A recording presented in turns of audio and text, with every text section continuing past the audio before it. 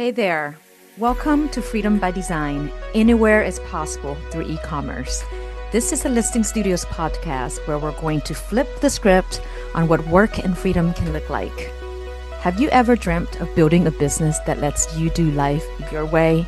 Whether it's traveling the world, spending more time with your people, or even saying goodbye to that boss of yours, then you're in the right place. Hi, I'm Tina, global entrepreneur, e-commerce enthusiast, and your guide to turning your dreams into a reality that works for you.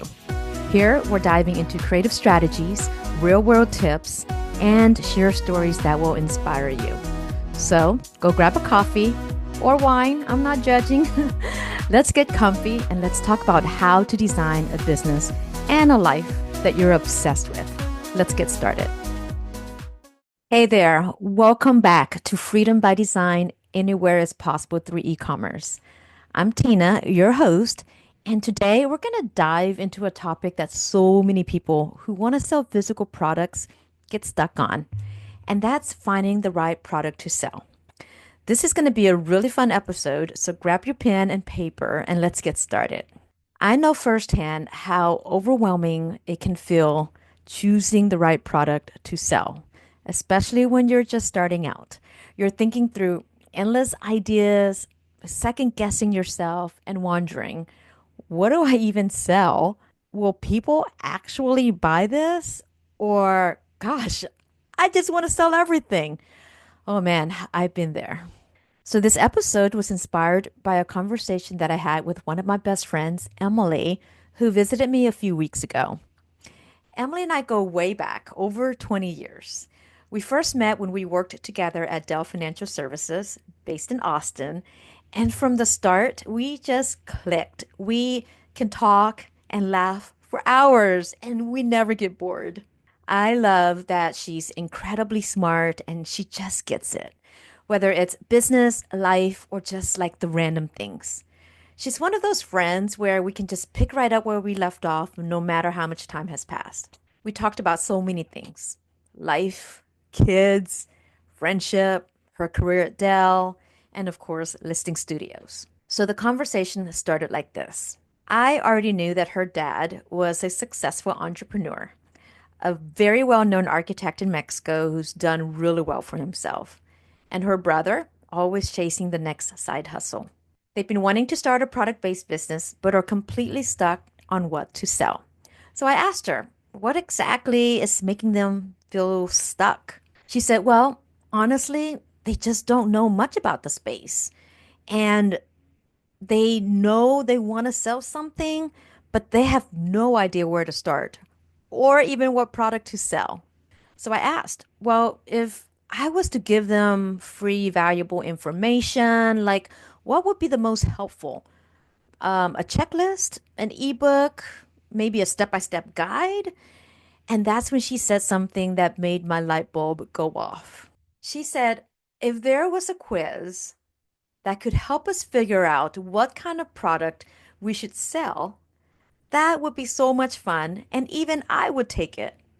And just like that, my brain went ding, ding, ding. Of course, a quiz. I had created something like this before, but it wasn't quite like this. So, in true Tina fashion, I spent hours putting one together. Because let's be real, sometimes you just need a little bit of a guidance and maybe a push in the right direction. So if you want to take the quiz, the link is in the show notes. Go check it out and let me know what product idea you get. But here's the thing. It doesn't stop here. Taking the quiz will give you momentum, but it's just the very first step. Let me tell you about when I first started my e-commerce brand, Wanderwear. I started with just apparel. Simple, right? But I knew that I couldn't just sell any t-shirts and expect to stand out. That market was like already flooded with generic tees, so I had to be like really intentional about what made mine different or how I want to make mine different. For me, that meant selecting high quality, ultra soft fabrics that felt amazing to wear. It meant making sure that they were stylish and comfortable, and most importantly, that they didn't shrink after one wash. I tested so many materials, rejected a bunch of samples, and went through multiple manufacturers before I found the perfect ones. In fact, I'm wearing one of my original designs now, but that wasn't enough. I also had to build a brand. Wonderwear wasn't just about selling t-shirts. It was about creating a lifestyle for adventurous, fun-loving women who love to travel and drink wine. Does that sound familiar? Well, that connection with my audience, combined with my carefully chosen products, is what helped Wonderwear stand out. So if you're feeling stuck on what to sell, remember, it's not just about finding a product. It's about making it different in a way that truly connects with your audience. And that's exactly what we're going to dive into next. Now that you've taken the quiz and you have a better idea of what you want to sell, let's talk about how to differentiate your product.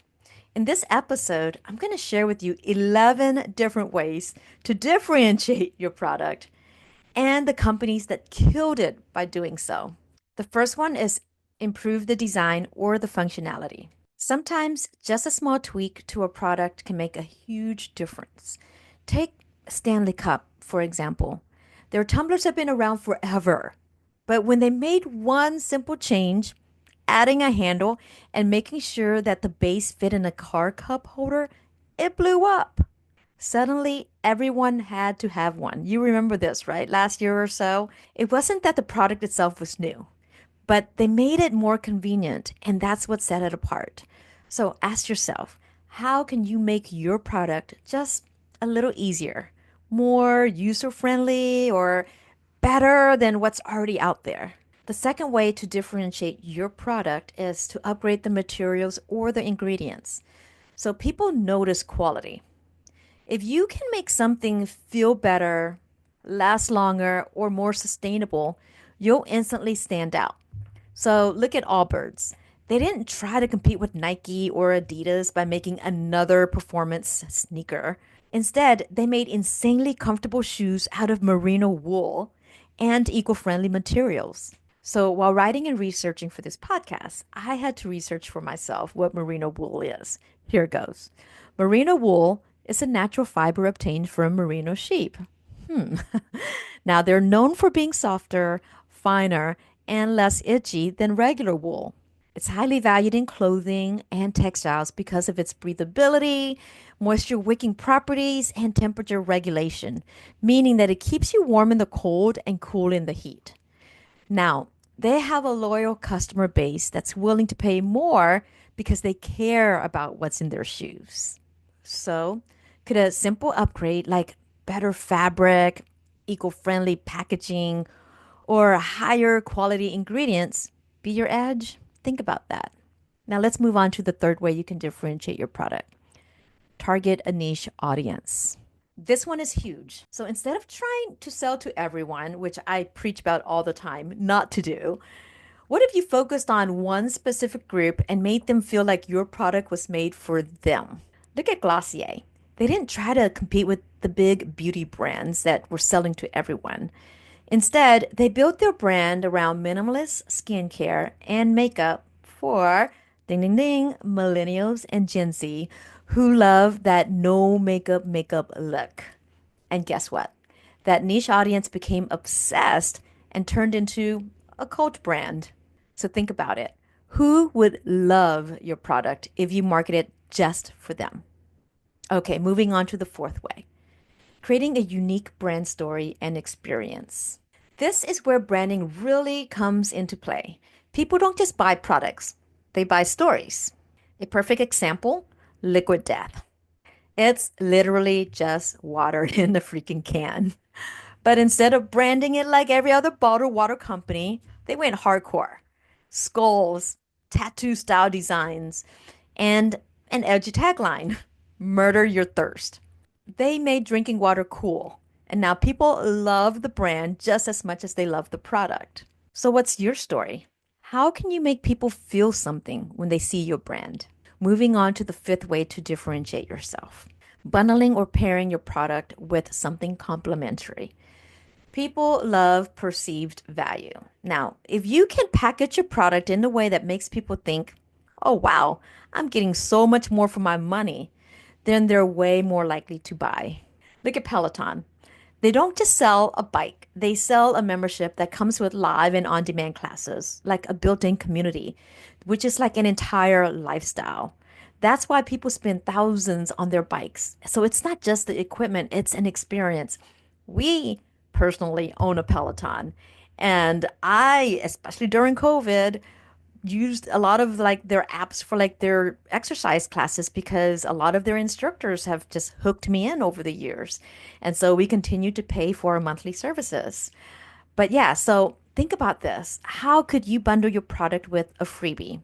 Maybe a digital guide, a matching accessory. Sometimes that extra little touch is what makes people hit the buy now button. The sixth way to differentiate is through customer experience. This is one of the most overlooked ways to stand out. You might have a similar product to your competitors, but if your customer experience is next level, people will choose you every time. Zappos is a great example of that. So, Zappos wasn't the first company to sell shoes online, but they became legendary for their customer service, like upgrading customers to free overnight shipping, offering a 365-day return policy, and training their customer service reps to go way above and beyond. I heard that there's even a story of a Zappos rep helping a customer order pizza because they asked. Now, that is the kind of dedication that builds insane brand loyalty. Now, how can you apply this? Maybe you offer a stellar unboxing experience. So think Apple level packaging that makes people feel like they're opening a gift. Create an easy and generous return exchange policy. People feel more confident buying from brands that make it hassle free. When I owned Wanderwear, if someone wanted a return, I just tell them, you know what, keep it. Don't worry about it. Let me just refund your money. I didn't have to deal with like getting the product back and dealing with the shipping costs and all of that stuff that goes along with it and having someone handle all of that on the back end. So, yes, not only is it helping you out, but your customers will love that. Something that you also might want to do is maybe add some personal touches like handwritten thank you notes or birthday discounts. If you can make your customers feel valued, they're going to keep coming back and they're going to tell everyone about you. All right, the seventh way to differentiate is through community and engagement. Some brands don't just sell products, they create movements. A strong community makes customers feel like they're part of something bigger. An example of this, Lululemon. Lululemon doesn't just sell activewear. They built an entire lifestyle brand. They host free in-store yoga classes. They have an ambassador program featuring their fitness instructors, and they are actively engaged with their community, both online and offline. So people don't just wear Lululemon, they identify with it. How can you apply this? Maybe start out with a Facebook group or a Discord group where customers can connect with you, share their experiences, and maybe even get like exclusive perks. Maybe consider hosting live Q&As or training sessions to engage directly with your audience. Create a loyalty program that rewards customers for being a part of your brand. When you make people feel like they belong, they're going to stick with you for the long run. The eighth way to differentiate yourself is through sustainability and ethics. People are willing to pay more for brands that align with their values. If your product has an eco-friendly or ethical angle, that's a huge way to stand out. An example of this is Patagonia. Patagonia is one of the biggest champions of sustainable business. They use recycled materials. They have a repair program where people can fix their gear instead of buying new ones. And instead of launching a campaign that says, don't buy this jacket, they encourage conscious consumerism. And guess what? People love them more because of it. And how can you apply this to your product or to your brand? Use sustainable packaging like something that's biodegradable, recyclable, or minimal waste. Source materials from ethical fair trade suppliers. Maybe offer a trade-in or recycling program to keep products out of landfills. When customers feel good about buying from you, they're going to proudly support your brand over others. Okay, I promise we're almost there. So the ninth way to differentiate yourself is through a pricing strategy. Pricing isn't just about being cheaper or more expensive. It's about positioning your product differently in the market. For example, the Dollar Shave Club. Before the Dollar Shave Club, buying razors meant spending way too much money on fancy multi-blade systems from Gillette. Dollar Shave Club came in and said, why not just get high quality razors delivered every month for a fraction of the price? They turned razors into a subscription model and it exploded. How can you apply different pricing strategies to your products or to your brand? Maybe consider offering a premium version. Luxury brands like Apple, they charge more, but they create exclusivity. The second pricing strategy is using a subscription model.